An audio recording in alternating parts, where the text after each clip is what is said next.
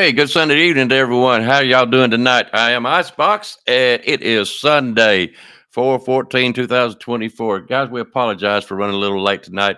We had some difficulties, but we got it worked out, and we're glad that this lady has decided to come on with us. I look forward to this so much. You just can't believe. I've been looking forward for this for 2 weeks. The lady tonight we have is.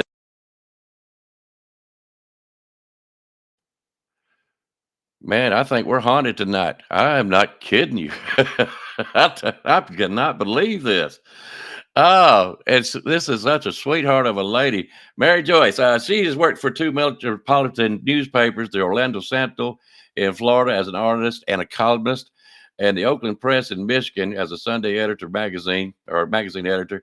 On the side, she's written magazine articles and books. Since 2008, she's been a main researcher and editor for Sky Ships Over Cashiers website, which features a wide variety of cutting edge topics from UFOs to secret underground bases, from Bigfoot to Cherokee little people, which is why she is here. Guys, she has written, listen, before I finish out, Mary has gone from investigating mob stories. She is a brave lady in Detroit. To interviewing people with high top secret clearances from clandestine government activities. Five of her books is Spy in the Sky, Secret Cover-Ups of On Earth and Beyond, Bigfoot, Beyond the Footprints. I think that's going to be an interesting read. Underground Military Bases Hidden in North Carolina Mountains, Tangible Evidence of Jesus Left for Us to Find. That is going to be a great book. I know it's out there. That's got my curiosity up. And the reason she's here tonight is Cherokee Little People were real. She has been featured on Coast to Coast A&M and the Travel Channel. So without further delay, I want you to meet this lady. She is fantastic. Miss Mary Joyce. Hi there. How you doing?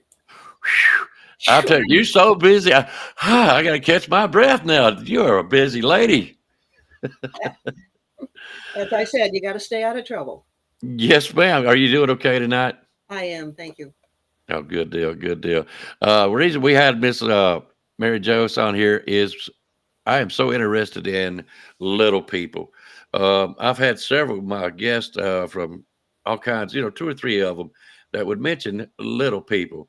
And excuse my ignorance and Southern childhood. I always kind of imagine in my head, kind of like that little voodoo doll that runs across the floor with a little spear in his hand trying to poke you in the ankles. A lot of people, when they hear about little people, they think about very small creatures like you're talking about. But what I've investigated are the Cherokee little people, and they're actually about 3.5 feet tall, and they look like the Cherokee. And I know your show is primarily about Bigfoot, but you might find it interesting that here in the mountains of Western North Carolina, we have the little people, we have the Bigfoot, we have the UFOs, and they have the underground bases. So it's really, I have moved into a really interesting place in the country. Yes, ma'am, you surely have. I mean, it's hard enough for me to stay up with Bigfoot, to be honest with you. And of course, that's my main interest. But man, UFOs, and I'm going to go this route before we get into the subject. Everybody has seen some kind of lights, and I have too, in the sky. I'm nowhere near about no abductions and stuff like that. But we'll get you back on if you would like to, and we'll get into the UFO. So I'm kind of interested in that too myself, just what you have seen and learned and had written about. Little people.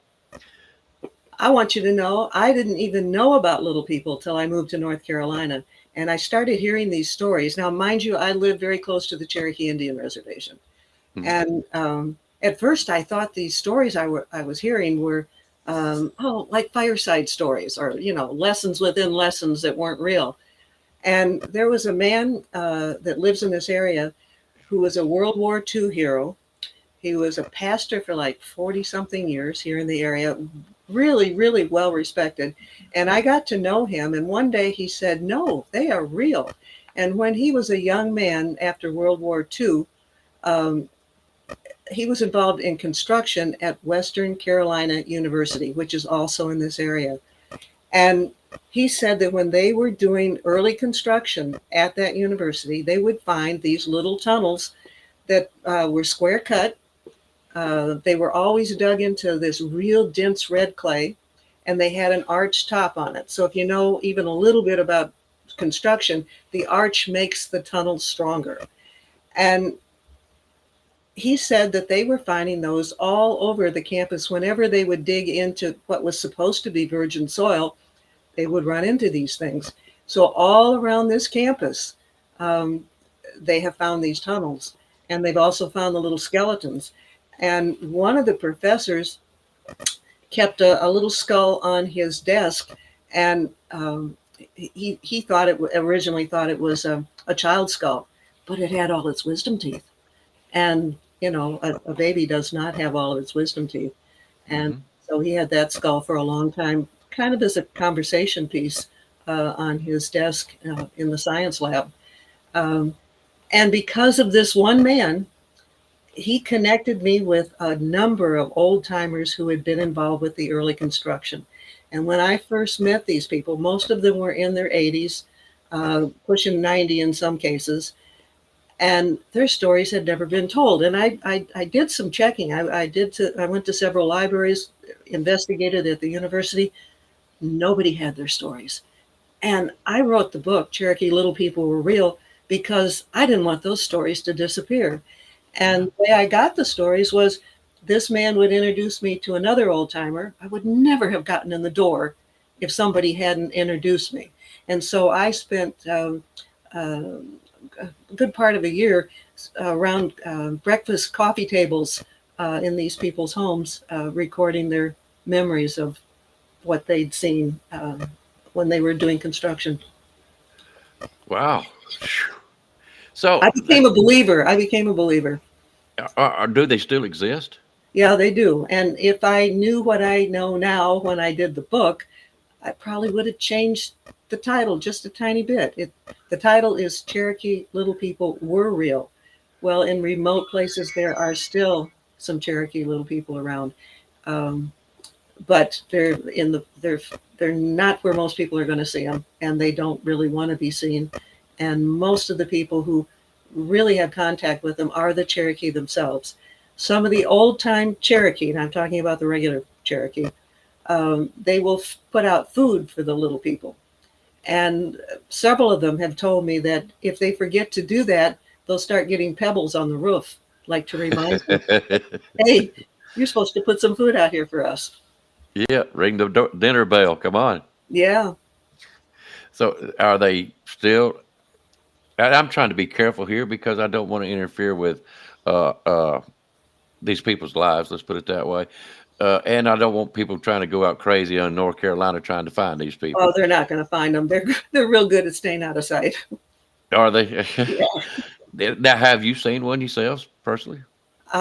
Yes, one, Really? right. And it's a story that the family won't let me share it, so I can only let you know that I've actually seen one. Um, and it was a teenager. She had the shape of a mature Cherokee, but when she came into where I was working at the time, her eyes just barely showed above the counter, and she had a number of things that were unusual. She always wore sunglasses because the sun hurt her eyes. She very seldom could stay in school for very long because she didn't have the immune system for the germs that we people walk around Hmm. with all the time. And the doctor um, he didn't understand why she was so different. And the family wasn't honest with them about the little people running in the family. And the little people were genetically part of both the father and the mother side of the family. So essentially, she came into the world almost like a fluke. But most of the little people, that isn't how you would run into them. Most of them are living out in the wild part. They live often in caves underground. Um, in fact, the original Cherokee, the original stories call the little people the moon-eyed people, and the Cherokee themselves, the real Cherokee, or the full-blown size, um, originated from the area of the Great Lakes, and in ancient times they migrated toward North Carolina. And when they first arrived, they would find these little gardens, but no people around. And it really perplexed them. And they eventually saw these little people come out from underneath the ground to harvest their little gardens, and then they would take the stuff down below the ground into wherever they lived. And they called them the moon people because they came out at night to do their harvesting, and that's how they got their name originally. Some people mistakenly think the moon-eyed people means that they use the term moon-eyed people, like the big eyes, like the gray aliens or something. That wasn't it. They called them the moon people because they would come out at night. Yeah, and see, I would be the same way. I would think because their eyes was bigger and more adjusted for nighttime, and that's Hmm. what That's where my mind was going. Uh, I'm gonna ask you this. I've had a lot of people tell me of Indian stories, and they would say uh, that the natives, whether it be Cherokee, and I'm not going to say exactly where these stories have come from, uh, but they would say that these natives were more scared of the little people than they were of the Bigfoot, and I'm curious to see why. I get mixed stories about that. Um, Sometimes I think the parents use the little people to scare their own kids to not go too far off or wander off too far. Hmm. The fact that I know of Cherokee that would feed the little people or put food out for them, that doesn't indicate that they're scared of them. Um, No. Mm. so it's possible that, I don't know, it's possible that two experiences do exist simultaneously. I don't know. But the reports I have not been scary. Okay. All right. So this young lady that comes see you as a teenager, and she was basically trying to fit in today's society. Is that what I'm? Correct. And her parents very much wanted her to, be accepted as part of the regular community. And why would they I want? wrote a great story, but it's, I can't do anything with it without permission. Well, and I'm not asking for that. Now, Yeah. if I overstep the bounds a little bit, just say I can't talk about it. That's fine with me, okay? Because I do not want to do that. But anyways, why would they want her to be? I want to say more educated or more in society. The parents were normal looking people. The parents both had little people genetically in their background. Oh, So okay, this okay. child was born to two normal sized people because of the recessive gene from both sides of the family. So it Hmm. was kind of a fluke that this little child was born. That is probably a very unique story. It is very unique. Now, I see where you're going with this. Does she look anything like the ones that, and I suppose that are still living in caves and underground? Or does she look like them?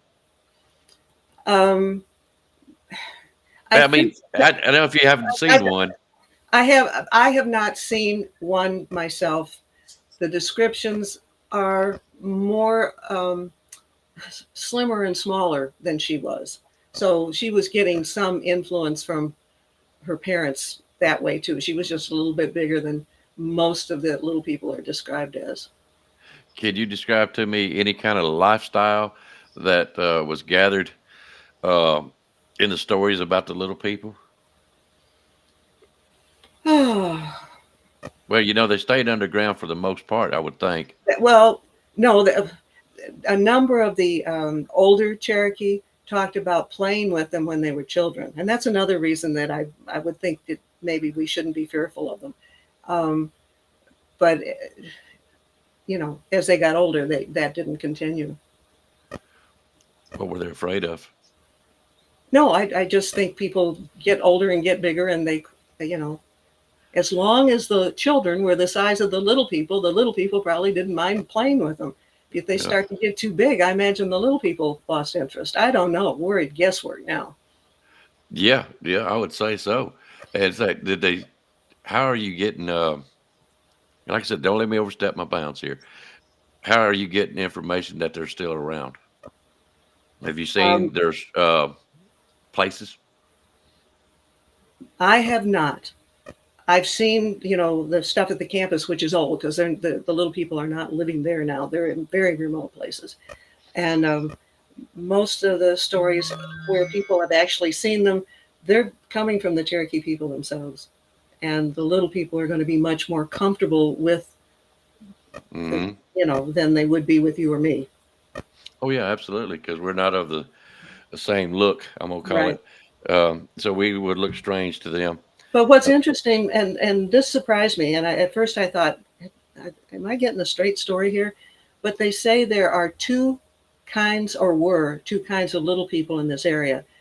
The one kind which dominates around here are the ones that really look in many, many ways like the Cherokee themselves. hmm. But they also talked about a kind that were um, had red whiskers and pointed ears and really sounded a lot like a leprechaun. The Cherokee didn't like those. They would kill them if they saw them. They didn't like those, and I don't know why. Um, what was one?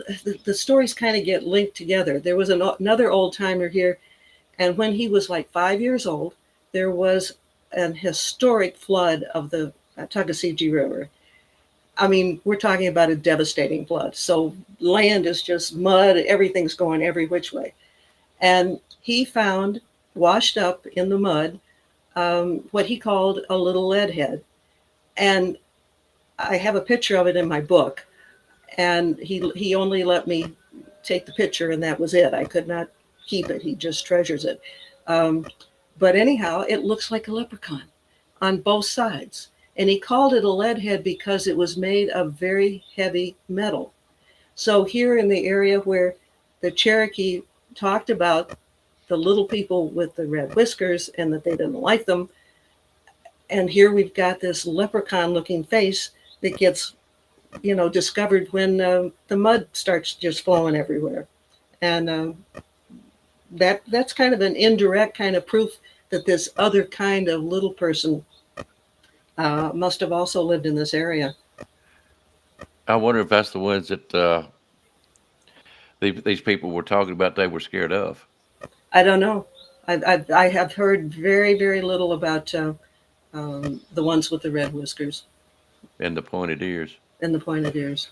And like I said, I have a picture of a leprechaun and a picture of the lead head, as he called it, and they look very, very similar. So Okay. I don't know. Now, can I ask? I know we're talking because the Cherokee have to give you this information. Do the little people, do they dress like what I would call old Western type Indians, or do they dress in uh, normal clothing, or do they wear animal skins? You see where I'm going with this? How do they dress?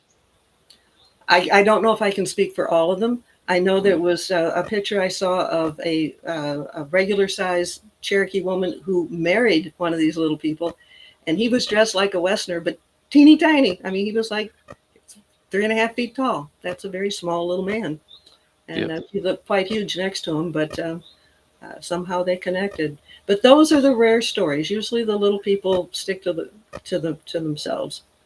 So I would imagine they wear what's available. Well, you know how indigenous people they're just marvelous out there in the wild, making all kinds of stuff, tanning and so on and so forth. One of the this may give you another slant on your question. Friends of mine live there's I'm between two ridges here, and like two ridges over maybe there's a couple that are friends of mine, and they live at the top of the ridge, and it's a gravel road, single lane, and they have a game camera near their driveway. Well, a bird flew in front of it and triggered the camera, and in the background was the only picture that I've ever seen of an existing little person now.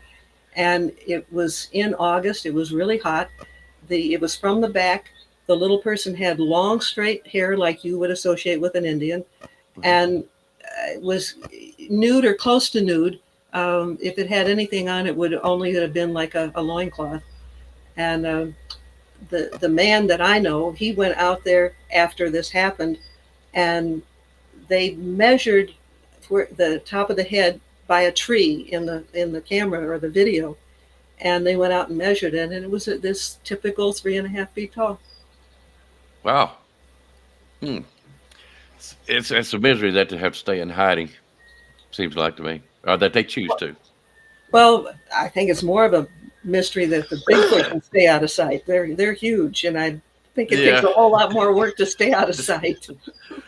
Well, there, oh, trust me, Miss Mary, Bigfoot stuff. Oh, goodness gracious, there are so many theories out there why they can stay so hidden, and we could talk all night on that. Trust me, but I, like I said, I'm still more interested in these little people.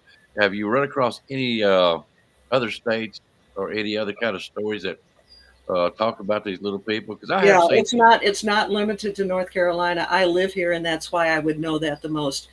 I made a trip out to South Carolina, not South Carolina, South Dakota, a few years back, Mhm. and visited one of the reservations. Got to know a young woman. At the time I met her, she was like 29. Her, uh, let's see, her grandfather had been a shaman. Her brother was a shaman, and she didn't have any title or anything, but she was very intuitive. And for some reason, I was fortunate enough that she opened up with me and she told me a number of stories of the little people living out there where the Sioux live. So, probably the story that sticks in my, well, she told me two major ones. One was, I think, cousins. Anyhow, the boys in her family were at the creek one time just playing around, swimming in the water, and they found a little cave off the side of the creek, and they went into it, and they found a miniature drum, a miniature bow and arrow, a miniature what do you call it that you keep your a quiver, a miniature quiver, Mhm. Yep. and they took them, and they brought them back to where they lived, and their grandfather got all upset. He said, "You cannot. You need to take that stuff back. They will be upset with you having this."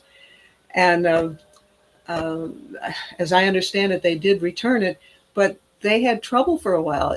They were like killing their chickens, and the little people were like killing their chickens and doing some annoying things. And I actually understand if you're a little guy and the big guys are taking your stuff, how are you going to um, keep them from bothering you?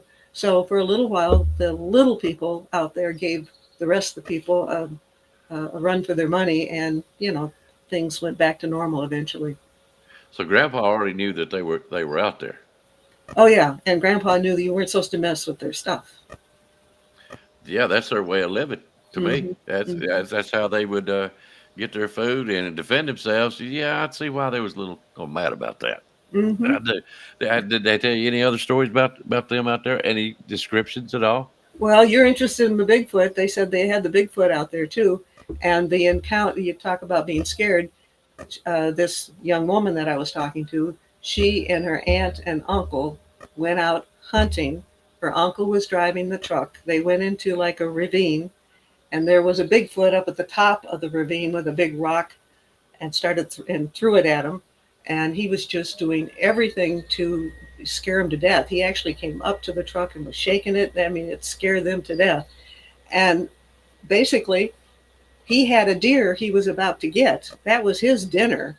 And these other people come along and are going after his deer. And he was probably hungry and he was not at all happy. So he was doing everything he could to get those people out of his territory and away from the deer that he had just tried to kill.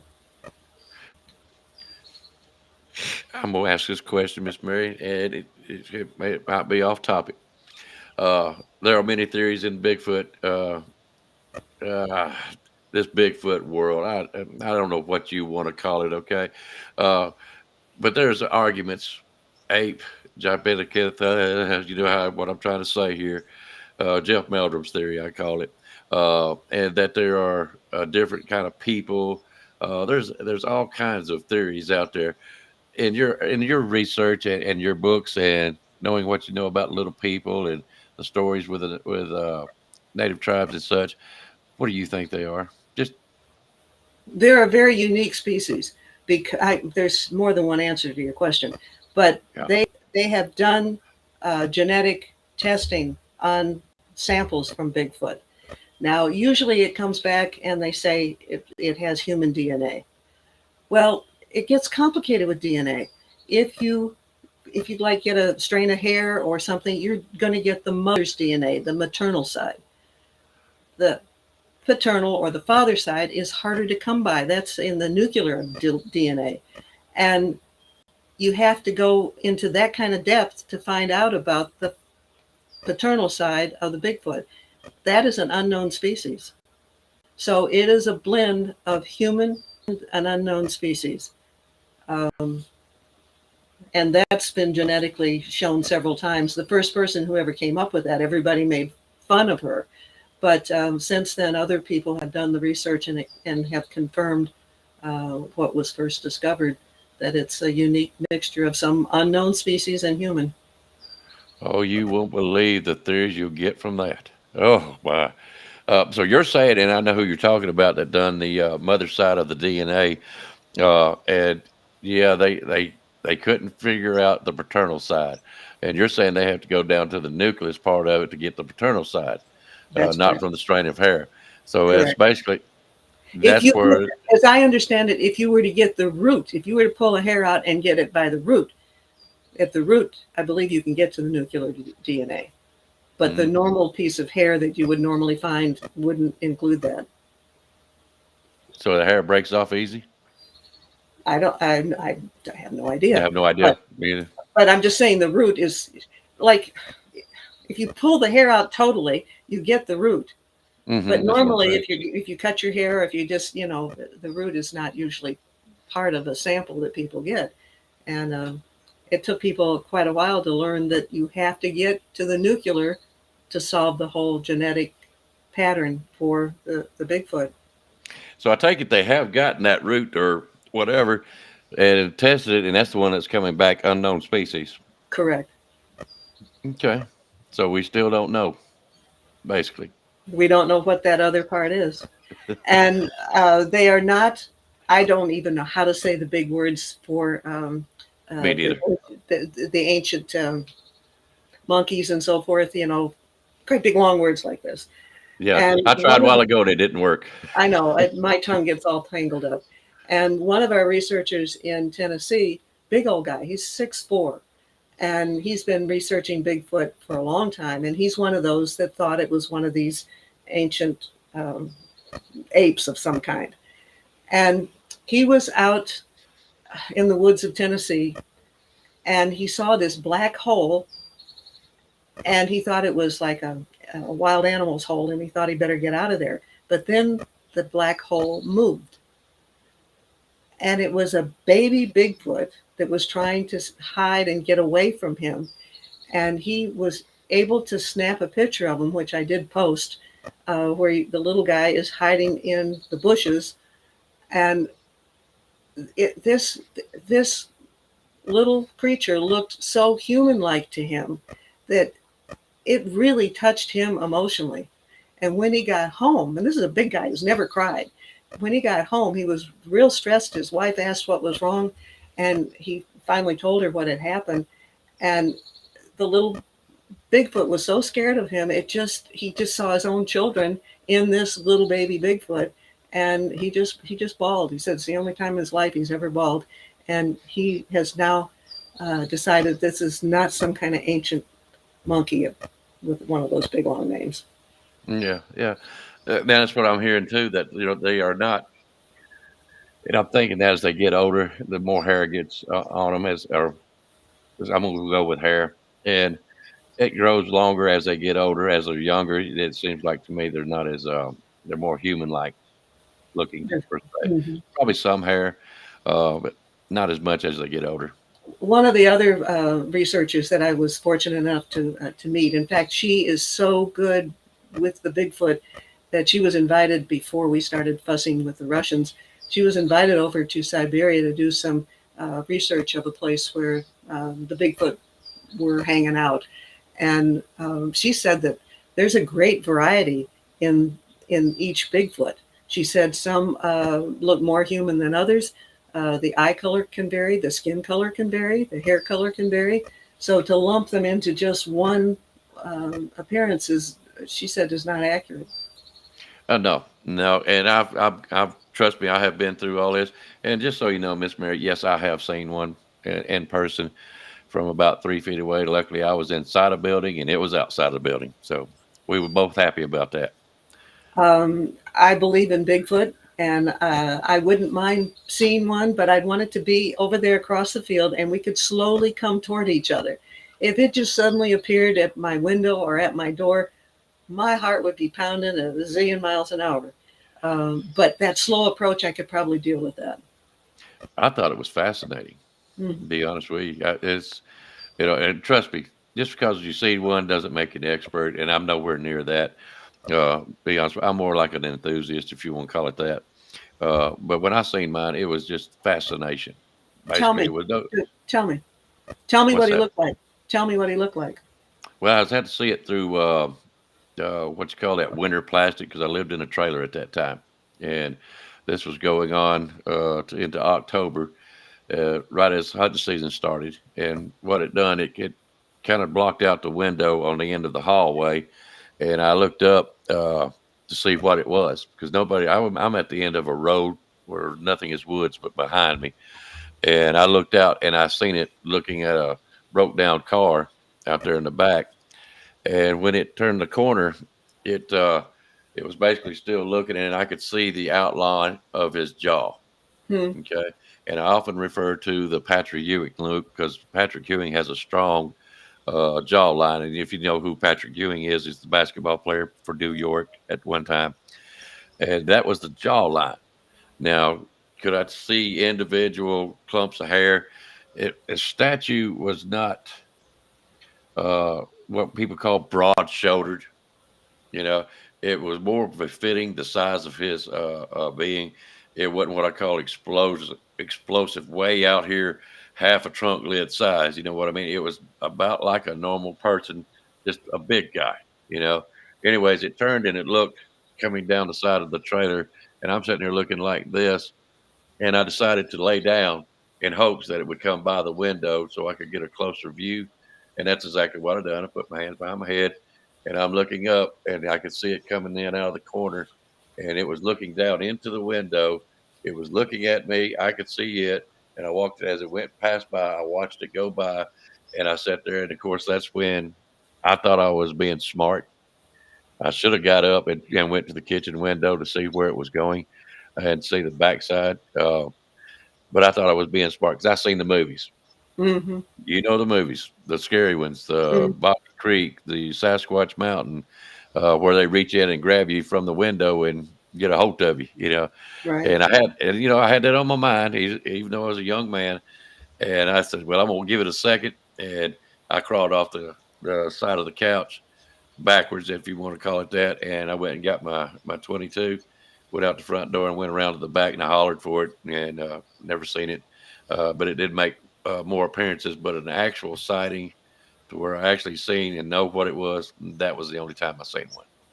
More than likely, that was not a full-grown Bigfoot. No. And with the Bigfoot and with the little people, it's the teenagers you're more likely to see. There's a man in eastern Tennessee who has Bigfoot living in the woods on his land, and he said one day one of the young ones was in a tree, and as this man is walking like this, the, the little Bigfoot went like this and swung down so he could look right into his face, just like that. And but it's always the young ones that, just like human teenagers, they're much more likely to get out there and be daring and do stupid stuff. So Yeah, I the think size this one was the size curious. of the Bigfoot doesn't sound like it was full grown. No, and I measured it, per se the best I could the next day. And I come up with about 7 foot. I tell everybody 7'3", but there's a possibility that was a little bit taller, you know. Mm. Well, And I feel, that's getting into more normal size. yeah, I Eight don't think it was. 8 feet is pretty common. Yeah, I don't think it was full grown yet. And I Mm. think it was just curious, Mm-hmm. and I used to hunt coyotes, uh, and I know that coyotes like to kick out their young sometime in like February, if I'm correct, or October. It's one of the two where they can go find I think they're born in February. Anyway, it's been such a long time ago. But anyway, they kick out their young to go do their own thing. Let's put it that way. And I wondered if Bigfoot done the same thing because this was the only uh, thing that was around. I never seen a female hurt anything, alphas and all that kind of stuff. I don't. It just seemed like it was curious about.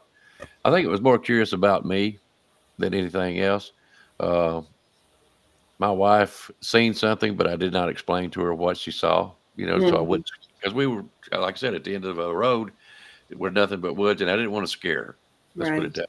Right. So I never really told her what was going on. But I mean, that's how am I going to put it? There are more to the story. Let's put it Mhm. that way.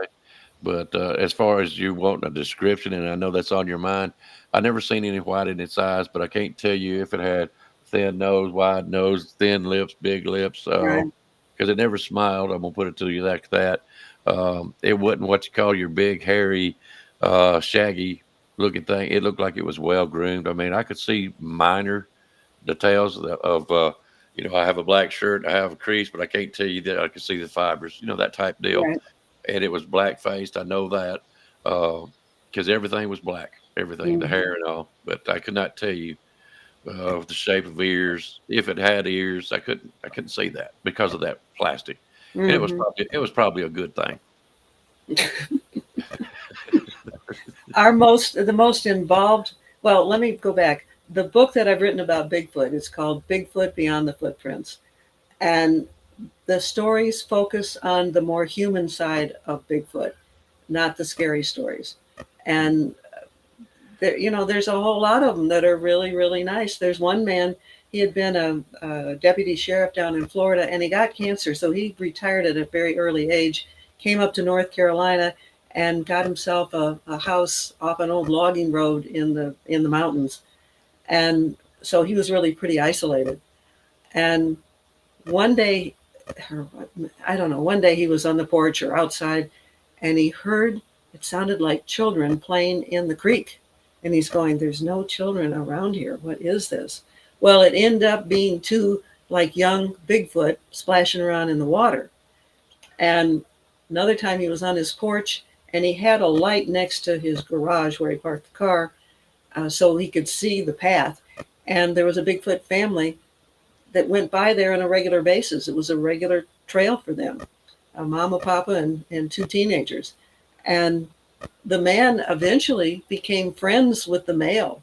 And the male, he named him Fred. And Fred would come down to the garden whenever this guy was gardening, and they communicated telepathically. And this former sheriff would share some of the food from his garden with the with Fred, and Fred never took more than what the guy offered him. And when the former sheriff had leftover food, he would take it down to a certain place near a creek for the Bigfoot. So it became like a friendship.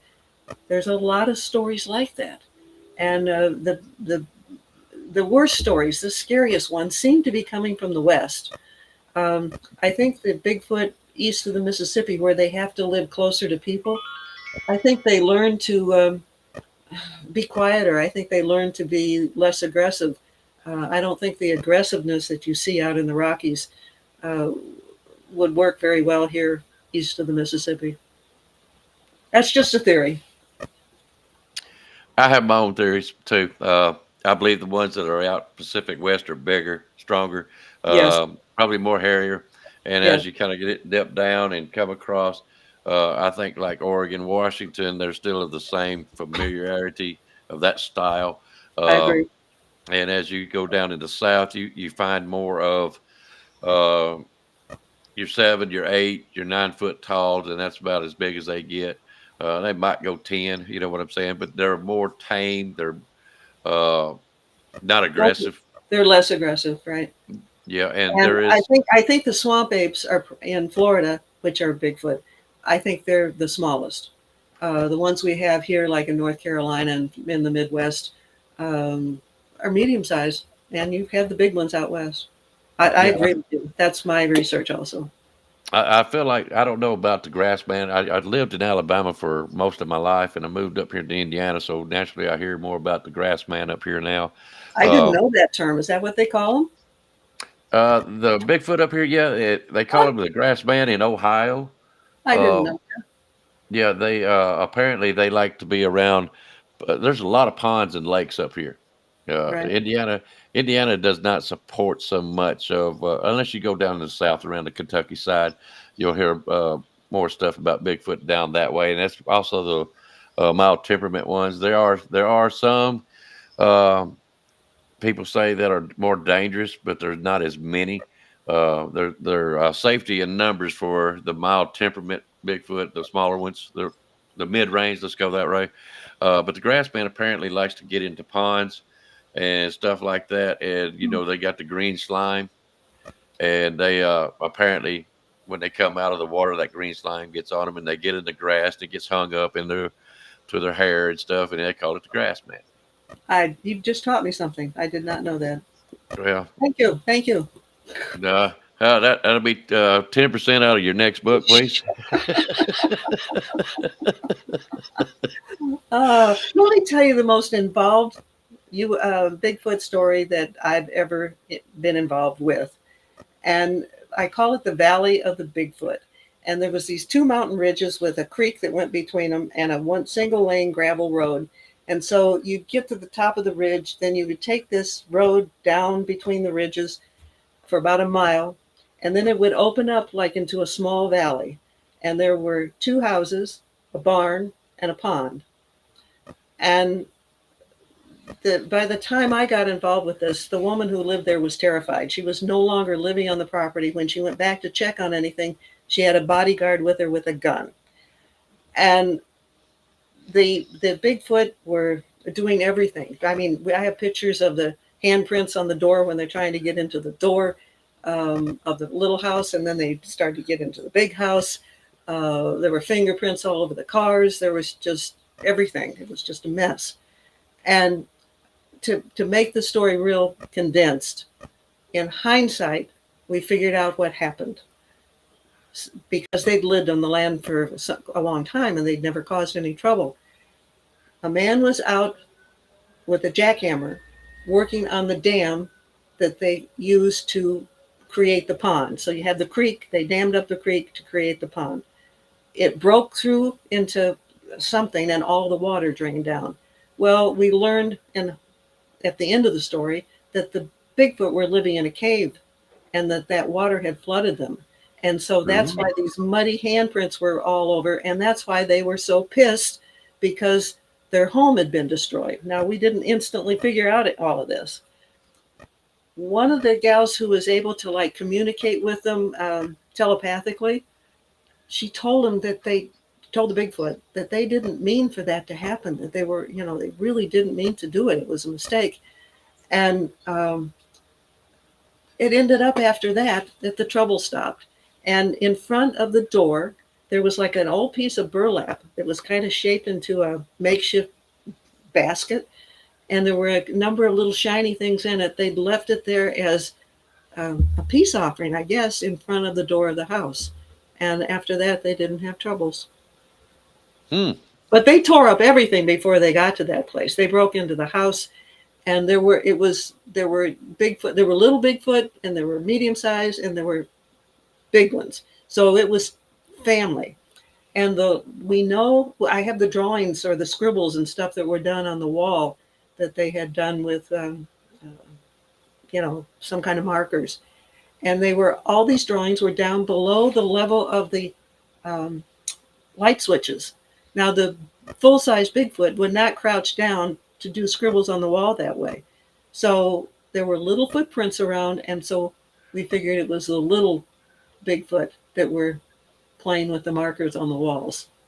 We had a guy or somebody asked last week or 2 weeks ago because we was trying to get you on last week, and uh, it was some kind of miscommunication. But anyways, the guy asked a question. He says, "You mean is there more than one Bigfoot?" And one of the guys that was on the show said, he says, "Well, there's at least two of them." It was perfect timing, It's like moose. We use moose for plural and singular. Same way with Bigfoot, and it is a bit confusing. Yes, ma'am. Oh, I could tell you stories that I have heard since I started doing this. You would not believe. Oh my goodness gracious! But it's such a fascinating subject. It really is. Uh, but anyways, somebody asked Miss Mary, where can we buy your books? Would you like to tell them? All of the books are available on Amazon. So you can just type in, perhaps if you just type in my name, Mary A. Joyce, you'll get all the books. But the two books we've been talking about, one is Cherokee Little People Were Real, and Bigfoot Beyond the Footprints. Hmm. And she does have others, guys. And I'm really wondering if you guys wouldn't be interested in it. Underground military bases, hidden in North Carolina mountains where she lives, and she's got the Great Smoky Mountains in there, fellas. You might really want to check that out. Cherokee Little People Were Real, and I think she wants to put in there are real. I would change it if I could. If you could. uh, and she has a book that's called Spy in the Sky. Guys, you can check her out on Amazon. And for those that really might be interested in this, tangible evidence of Jesus left behind for us to find. She probably goes in depth of more than what you would read into the Bible. I don't, I have not talked to her about that yet, and maybe she'll be kind enough to come back on and talk some UFOs, and I really would like to hear that about the evidence of Jesus because that's a fascinating subject. And I would like to hear the Spy in the Sky. That's probably going to be like a 2-hour show, ain't it, Miss Mary? That's one where the famous they don't want that information out, and so they've wiped out stuff when I put it on the website. They've actually, that's the only book. It's listed on Amazon, but I'm at this point only selling it from my website because um, they keep messing with it. They don't want that information out, and it's about stuff I found on Mars and at the bottom of the ocean in Antarctica and around the sun and things that apparently they just don't want the world to know about. Well, I kind of figured something was going on when you couldn't get on to start with. I said, okay, she's voodoo. Okay. I'm not voodoo, but they have messed with me sometimes. That's what I'm getting at. That's what I'm Not getting not at. So, not ghosts and spooks, but real live human beings. yeah, what I call the letter people. Yes, yes. That'll Yeah. that'll cover it. That'll cover it. Yep, it sure will. Well, Miss Mary, this has been fun. Is there anything else that you could tell me about the little people? I mean, you have educated me pretty well tonight. So when I hear something like the little people, you know what I already told you what I would imagine. But you're telling me that they are actual real people that's non-threatening, pretty much, in a nutshell. That's right. Yep. Okay. Anything else you would like to talk about before we get out of here? No, that's probably enough for your people to hear at one time. At what time? At one time. Well, let me ask you a serious question. Would you mind coming back on and talking about some other subjects? Maybe At some, further down the line, but not immediately. I don't want to be no, like no, a plain series here. no, no, no, no, no, no. I don't do that. I give people time to do other things, and I've got a lot of people that seem to enjoy coming on here, and we have a good time with them. And no, but later on, if you wouldn't mind, if you would like to, Okay. All righty. okay. Okay. Well, I, I thoroughly enjoyed this. I don't know about you, but I did. thank you. I'm glad. You take Uh, care. yes, ma'am. Appreciate you. Bye bye. You have a good evening. All Bye right, bye. guys. We'll see you guys later. Thanks again, Miss Mary.